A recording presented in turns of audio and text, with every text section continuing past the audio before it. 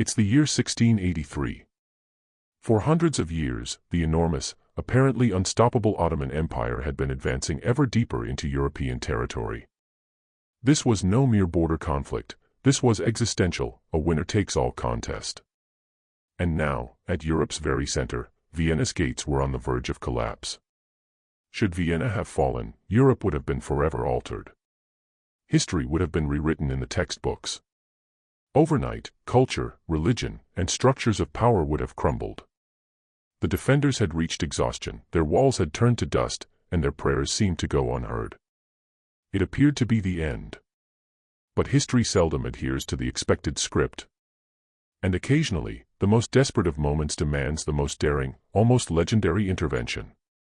An intervention that wouldn't arrive through heavy artillery or infantry masses, but from an almost antiquated form of shock cavalry, commanded by a king whose name reached back to the era of knights. We're discussing a unit so fearsome, so distinctively equipped, that they earned their title, Winged Hussars. Battle of Vienna. They were the hidden weapon. They were the thunder that shattered the siege. And their assault wasn't merely a military tactic, it was the moment that fundamentally shattered the Ottoman army's desire to conquer the West. Stay with us, because we're going to unpack the layers of this epic, cinematic moment. But first, do the thing. If you're drawn to the dark, detailed corners of history where the world's fate dangles by a thread, smash the like button, subscribe, and tell me in the comments, what's your favorite forgotten piece of military equipment? Now, let's ride. To genuinely comprehend the drama surrounding the Winged Hussars, you must appreciate how deep the desperation ran when they rode in. This wasn't a brief siege, this was a 2-month gradual death sentence for the city. The summer months of 1683 witnessed Grand Vizier Kara Mustafa Pasha commanding an army of as many as 150,000 men, an enormous, sprawling force of Janissaries, Sipahis, and irregular troops, all positioned to consume the Habsburg Empire's capital. For Vienna's residents, and truly for all of Europe, the reality of the Siege of Vienna 1683 represented psychological warfare in gradual motion.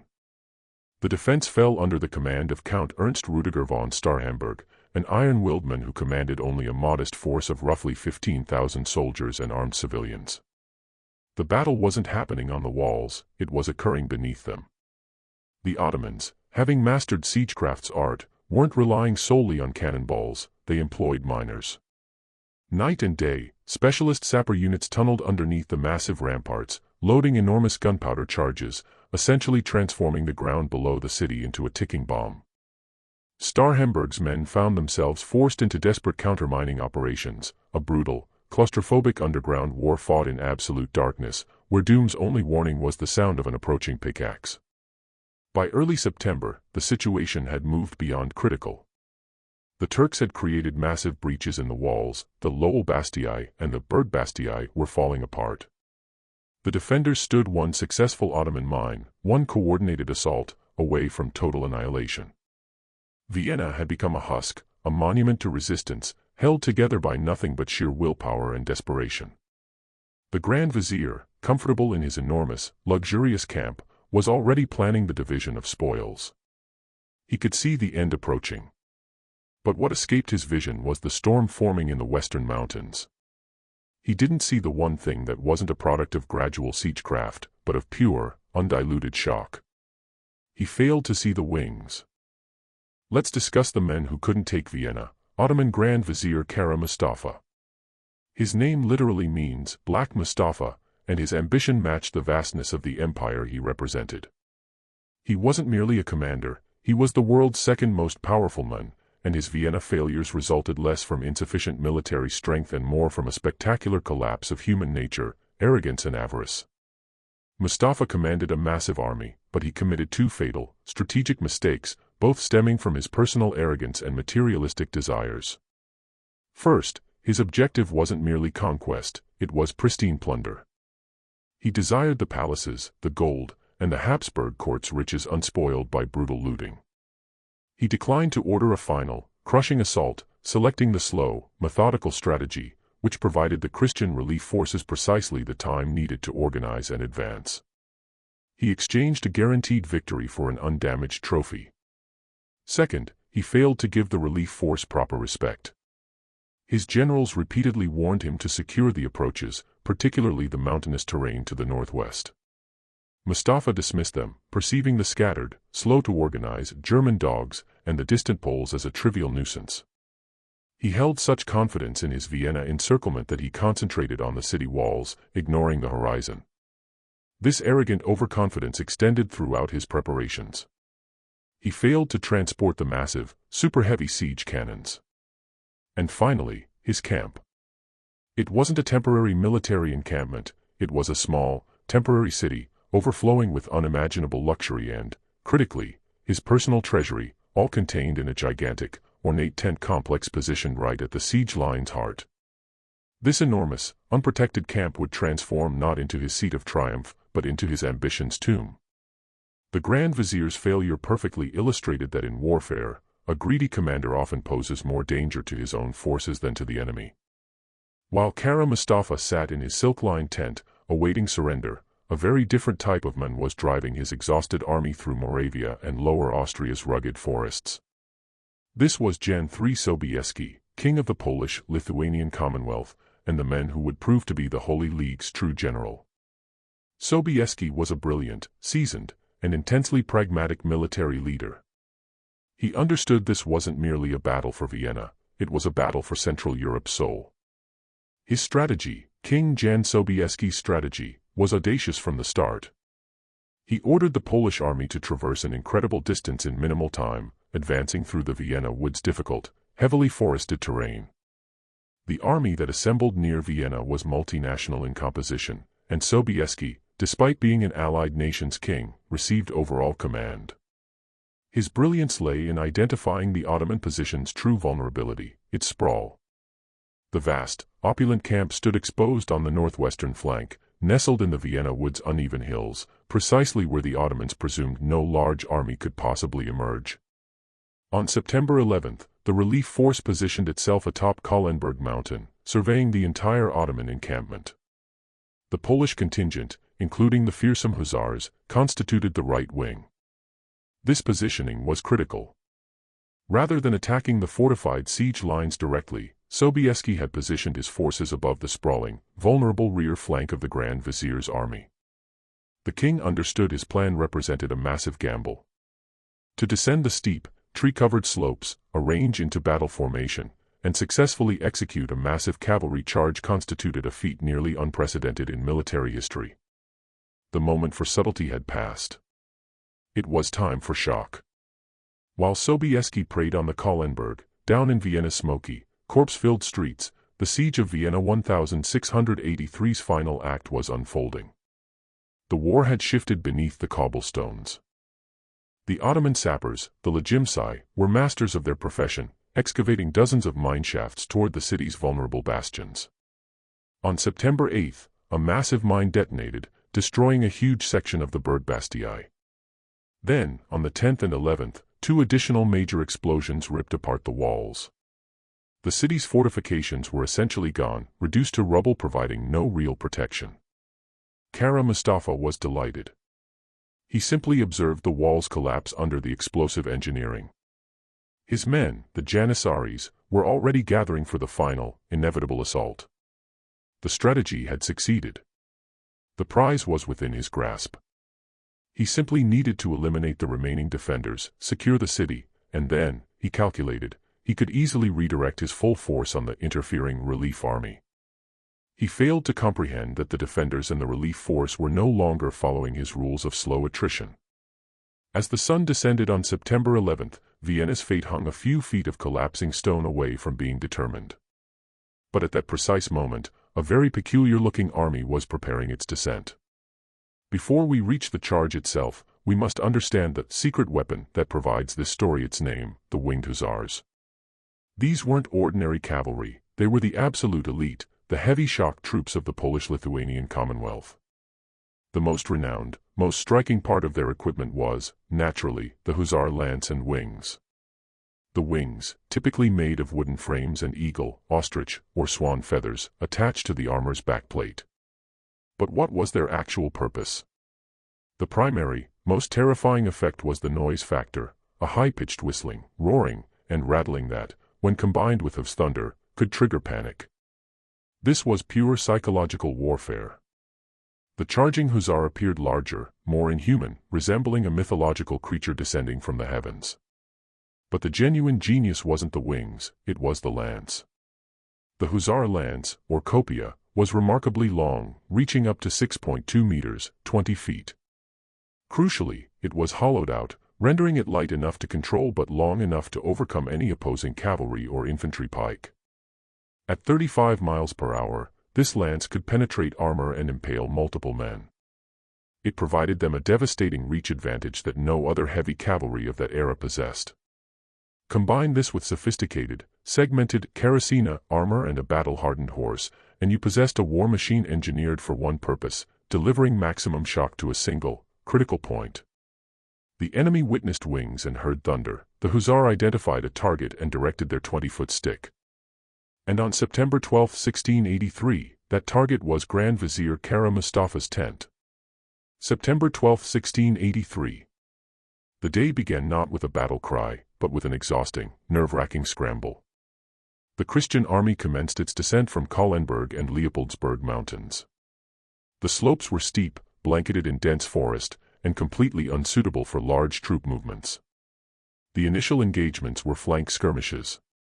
The Imperial and German troops, commanded by the competent Duke Charles of Lorraine, engaged the Ottoman army's outer lines. Kara Mustafa, finally shocked from his complacent slumber, was compelled to redirect men from Vienna's siege to confront this unexpected threat from his rear. He was engaged in a two-front war, which was precisely Sobieski's intention. Throughout the morning and early afternoon, the fighting remained slow, brutal, and concentrated on securing the high ground and the crucial villages anchoring the Ottoman flanks. This permitted the Polish forces, specifically the cavalry's bulk, to slowly and carefully deploy on the right flank, prepared for their moment. Meanwhile, inside Vienna, the defenders heard cannon fire's distant roar. The time for subtlety had passed. It was time for shock. The Battle of Vienna wasn't won through enthusiasm, it was won through timing. And this perfect timing formed the core of King Jan Sobieski's strategy. By mid-afternoon, the battle had reached stalemate. The Imperial and German infantry had pushed aggressively, but Kara Mustafa was still maintaining a large portion of his elite Janissaries in the siege trenches. Sobieski recognized his moment. The Ottoman army was disorganized and trapped between the city and the mountain. Critically, the late afternoon sun's angle would shine directly into the Ottoman defenders' eyes. At approximately 4 p.m., Sobieski rode to his assembled cavalry's front. It was the largest cavalry force ever assembled for a single charge in European history, over 20,000 horsemen, including 3,000 of his own peerless Winged Hussars. Battle of Vienna. The king, famously addressing his men, declared, "Venemus, vitimus, Deus visit, we came, we saw, God conquered." The moment had come. The king raised his baton, and the ground started to tremble. This is the moment history recalls. This is the largest cavalry charge in history. At approximately 6 p.m., an unthinkable force was released. The signal was issued, and the entire cavalry mass broke into a gallop down the Kahlenberg slopes. It wasn't a wave, it was a thunderbolt, a massive human arrow directed straight at the Ottoman encampment's heart. The speed became terrifying. The full momentum of 20,000 horses accumulated, shaking the very ground beneath them. But it was the Polish Winged Hussars on the right flank who delivered the ultimate shock. The combination of over 3,000 pairs of wings, each one a noise-generating device, the roar of the charging men, and the hoof's thunder created a sonic weapon unlike anything the battle-weary Ottoman soldiers had ever encountered. It was the noise of a medieval apocalypse suddenly visited upon a modern army. The effect was immediate and catastrophic. Many of the Ottoman troops in the charge's path were light cavalry or irregular akinci. They broke. They didn't merely retreat, they scattered in a desperate, panicked rout, crashing into the units behind them. The charge was so vast, so rapid, and so utterly unexpected that the Ottoman High Command had no opportunity to reorganize a proper defense. The path to the Grand Vizier's tent was suddenly, miraculously, clear. The Winged Hussars' Battle of Vienna was decided in this single, perfect moment. The charge's momentum carried the Hussars through the first, secondary lines of Ottoman defense like a white-hot knife through butter. The 20-foot lances, the hussar lance and wings functioning as both spear and terror weapon, created an impenetrable wall of pointed death. Once the lances shattered, the hussars immediately drew their sabers. They didn't stop, they maintained their momentum, cutting through the disorganized ranks. The main objective was targeting the nerve center. King Sobieski drove the spearhead directly toward the massive, visible complex of Grand Vizier Kara Mustafa's tent. The Janissaries, the elite infantry that had been excavating trenches, were finally summoned out to establish a defensive line. But it was too late. They were exhausted, disorganized, and overwhelmed by the sheer velocity and mass of the charging horsemen. King Sobieski, commanding his men from the front, rode directly into the camp's heart. The sight of the Polish king and his winged army penetrating the central command was the final, undeniable evidence that the battle was lost. This wasn't a tactical setback, it was an organizational execution. The moment the Winged Hussars' Battle of Vienna breached the Grand Vizier's personal compound, Ottoman Grand Vizier Kara Mustafa's fate was sealed. The men who had been calculating the spoils of a great city now had to calculate the distance to safety. The scene inside the camp was pure, undiluted panic. Instead of rallying the 100,000 plus men he still technically commanded, the Grand Vizier made the most selfish and most fatal decision of the day. He ordered a full, immediate withdrawal. He personally fled, taking with him his honor, his title, and only the most easily portable treasures. He didn't even attempt to organize a rearguard action to protect his retreating army. The remaining Ottoman forces, including the famed, elite Janissaries, were left without leadership, confused, and utterly demoralized. The retreat rapidly became a rout. The Grand Vizier's greed had guaranteed the city's survival, and his cowardice had guaranteed the complete destruction of his army's morale and cohesion. He would pay the ultimate price for his failure, but not before his retreat left behind the most incredible haul of loot in European history. As the Ottoman army fled in disorganized panic, the Christian soldiers of the Holy League flooded into the abandoned encampment. What they discovered was not a military camp, but a glittering, chaotic city of wealth. It was the material consequence of Ottoman Grand Vizier Kara Mustafa's fatal greed. The haul was legendary. The soldiers uncovered bags of gold, silver, jewels, and silk carpets so numerous that the Grand Vizier's tent was a small palace. But the most culturally significant discovery was a treasure trove of something less glittery, sacks of strange, dark beans. The Ottoman army had abandoned hundreds of sacks of what the Europeans had only heard of as a strange, bitter Turkish drink, coffee. The story goes that a Polish soldier named Jerzy Franciszek Kulczycki requested the beans as his share of the loot and promptly established the first coffee house in Vienna, founding the city's legendary coffee culture, which subsequently spread across Europe. Similarly, the crescent moon's shape on the Ottoman banners was later imitated in the famous kipfel or croissant. The abandoned camp was a museum of misplaced priorities. The conquerors failed, but their coffee culture, adopted and refined by the conquered, took root and flourished. The victory at the Winged Hussars' Battle of Vienna was absolute, but the political aftermath was immediately awkward. The men who had saved the Habsburg Empire, King Jan Sobieski's strategy having delivered the most spectacular military victory in a century, expected a warm, grateful reception from the emperor he had rescued, Leopold I. What he received was a snub. When the two men finally met, the atmosphere was frigid. Leopold I, obsessed with protocol, felt that Sobieski, as the elected king of Poland-Lithuania, was his political inferior. He declined to shake Sobieski's hand, protecting his own imperial dignity. He wouldn't even extend the common courtesy of an embrace. The meeting was brief, stiff, and deeply offensive. This incident is a perfect historical microcosm. It highlights how, even in a moment of existential danger, the petty rivalries and rigid social structures of 17th-century Europe could not be abandoned. The Polish troops felt this ingratitude sting profoundly. The Ottoman defeat was a unified success, but the political triumph was immediately fragmented. The Battle of Vienna was not merely a victory, it was a pivotal moment. It marked the definitive end of Ottoman military expansion into Central Europe and signaled the start of the Great Turkish War. This was the moment the decline of the Ottoman Empire truly began in earnest.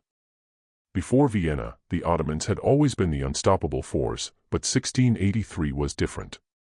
It was the total, humiliating destruction of a field army, led by the Grand Vizier himself, on open ground. The psychological impact on Istanbul was profound. Kara Mustafa was quickly tracked down, captured, and executed by strangulation on the Sultan's orders. Immediately following the battle, the Christian powers formalized their alliance into the Holy League, Austria, Poland, Lithuania, Venice, and eventually Russia, and went on the offensive.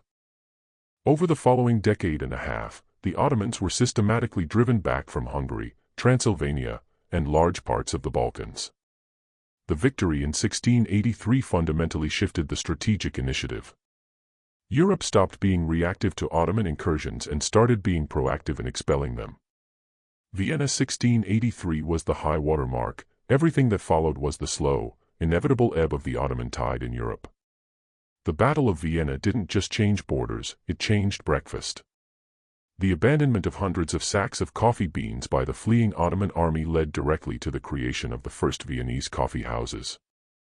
The soldier-turned-entrepreneur, Jerzy Franciszek Kulczycki, taught the Viennese to lighten the initially bitter drink with milk and honey.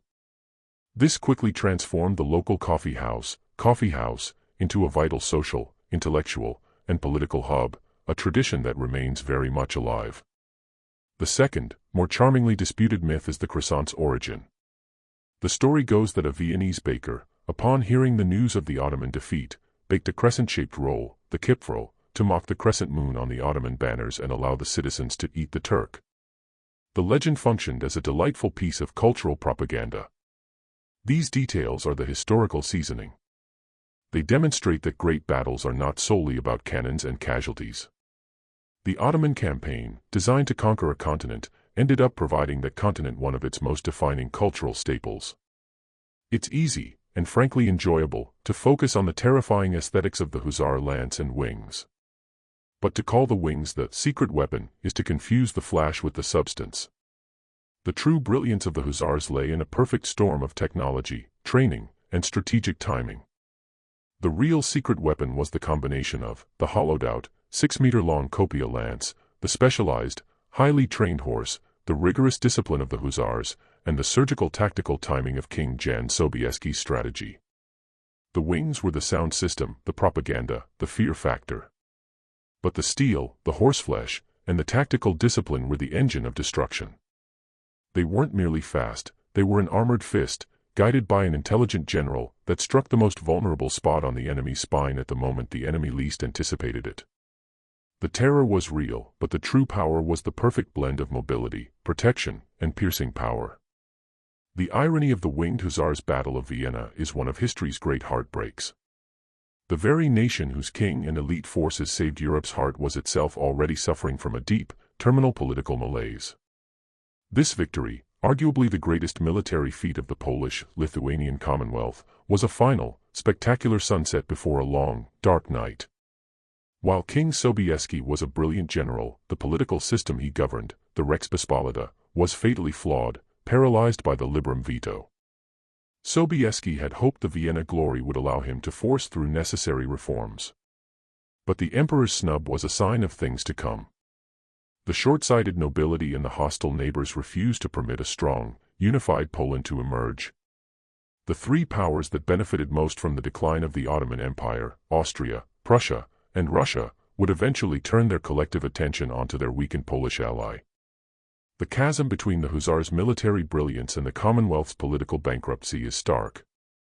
They saved Europe only to be dismembered by it. Why does the Winged Hussars' Battle of Vienna still matter today, over 300 years later? The answer lies in identity, politics, and the enduring power of historical narrative. For Poland, it remains a touchstone of national heroism. The Winged Hussars are an immortal symbol of the nation's historical greatness, a time when Polish military might was world-leading. For Vienna and Austria, the Kahlenberg is a national memorial and a place of pilgrimage. The legacy is subtle but deep. The entire famed coffee culture and the sense of having survived an existential threat are all bound up in the events of September 12. More broadly, the battle has been powerfully utilized in cultural and political debates regarding the historical relationship between East and West. The real historical lesson is one of pragmatic, if grudging, cooperation. The victory was a team effort, Poles, Germans, Austrians, and other forces united by a common threat. The legacy today is a constant reminder that the fate of continents often hangs on the razor's edge of leadership, strategy, and the ability of disparate forces to put aside their differences for a few crucial hours. It's the ultimate what-if of Central European history. What would have happened had the Siege of Vienna 1683 succeeded? The ramifications would have been nothing short of cataclysmic for the West. We've discussed the wings, the lances, and the tactics, but the true, unsung hero of the largest cavalry charge in history was the horse.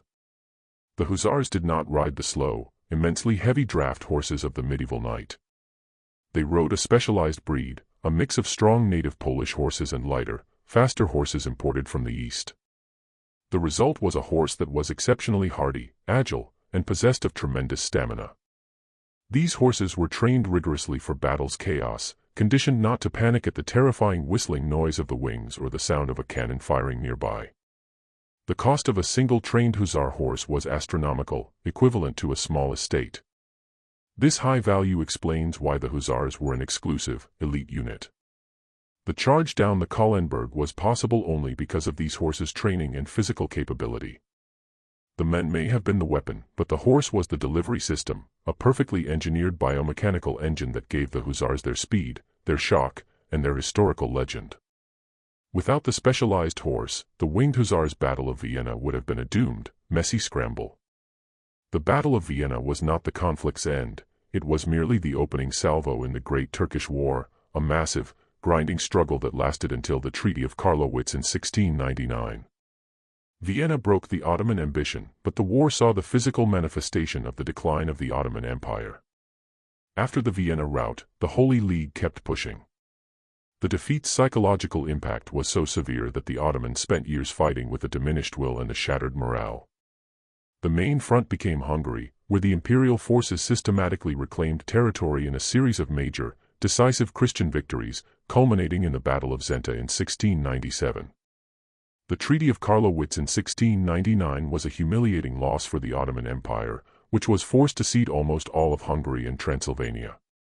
The Great Turkish War confirmed that the Ottoman Empire had shifted from an aggressive, expansionist power to a purely defensive one. The Winged Hussars' Battle of Vienna's victory was not a one-off event, it was the catalyst for a long, systematic reversal of fortunes that permanently altered the geopolitical map of Central and Southeastern Europe. The Vienna defeat was especially poignant for the Janissaries, the Ottoman Empire's elite infantry corps. At Vienna, their dilemma was tragic. Kara Mustafa kept them tied up in the siege lines while the Holy League Relief Army was deploying to their rear. They were fighting two different wars simultaneously. When Sobieski launched his charge, the Janissaries were not deployed for a field battle. They were exhausted, spread out, and many were trapped in the confusion of the sprawling, undefended Ottoman camp. They were forced to fight piecemeal against the overwhelming shock of the largest cavalry charge in history. Their failure was not entirely a failure of their courage, but a failure of their command. The psychological wound was immense. The Janissaries' legendary morale was broken. This defeat exacerbated the growing internal issues within the Janissary Corps itself. Their Vienna rout signaled not just a military failure, but a deep, long-term rot in the core of the Ottoman military machine. History is often written by the victors, but it's often painted by those who want the most drama. The Winged Hussars' Battle of Vienna is a spectacular example of how historical events are shaped and sometimes exaggerated by later generations for national and political purposes. The massive, thunderous charge of the Winged Hussars, led by the chivalric King Sobieski, became the central, singular image in subsequent artworks. This process, while understandable, obscures the crucial role of the German and imperial infantry that fought all day to create the opening.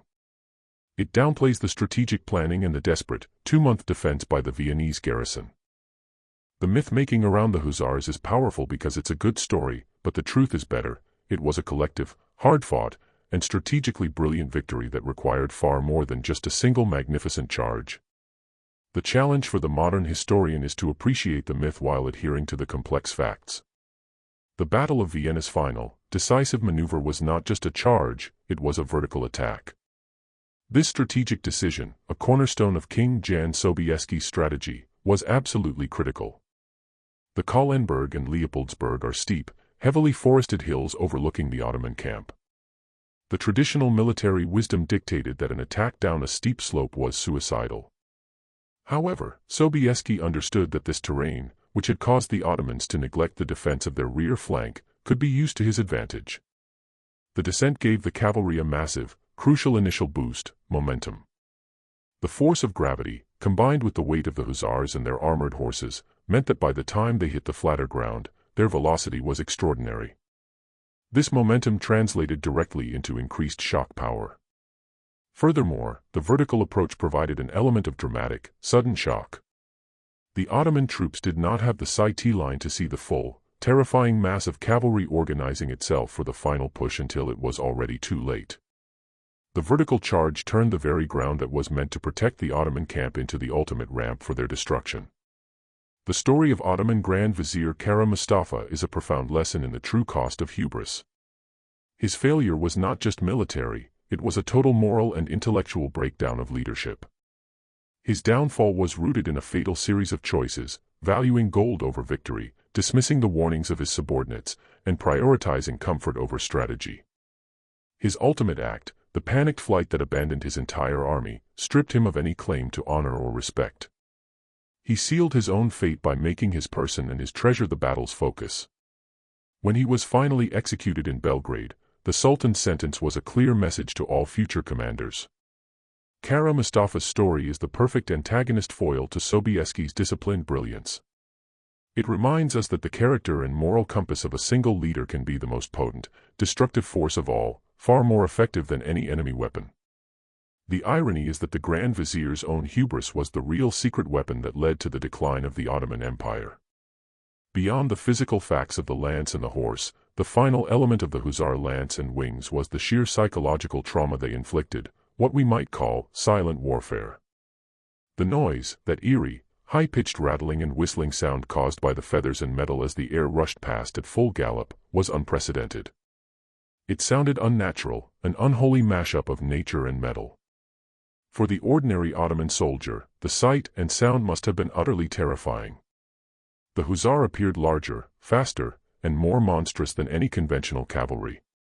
The very sound announced a doom that was already upon them, robbing them of the seconds needed to steady their nerves and form a defensive line.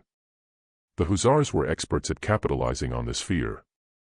Their entire system was designed to ensure that the enemy formation would break before the physical impact. The wings were a masterstroke of design that blended fear, fame, and function. They turned a charge into an elemental force, a visitation of doom. This psychological component is the most enduring, compelling part of the hussar legend and is a testament to the fact that in war, the mind is often the first and most critical target. The story of the Winged Hussars' Battle of Vienna is simply too good to be confined to dusty history books.